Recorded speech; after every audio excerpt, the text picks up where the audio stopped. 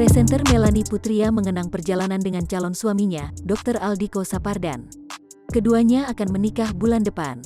Melanie mengatakan, Aldiko pernah meminta foto bareng dengannya pada 2016. Melanie bercerita, saat itu Aldiko menjadi narasumber di satu acara. Sementara Melanie adalah brand ambasador produk tersebut. Melanie yang telat mendadak dihampiri seorang pria yang mengajak berfoto bersama. Aku tuh sebenarnya masih ingat bahwa ada seorang laki-laki yang minta foto di acara itu. Cuma kan samar-samar ya, fotonya ada di Instagramnya dia, dan aku enggak pernah nge-like dan enggak pernah lihat foto itu, kata Melanie Putria didampingi Aldiko Sapardan, di kawasan Pinangsia, Jakarta Barat, Rabu, tanggal 26 Januari tahun 2022. Menurut Aldiko, saat itu ia tengah berpacaran dengan wanita lain.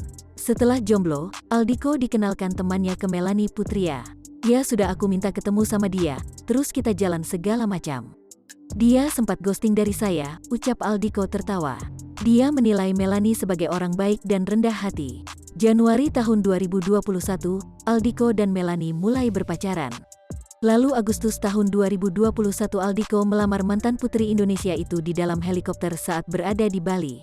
Pernikahan mereka akan berlangsung tanggal 12 Februari tahun 2022 di Bali.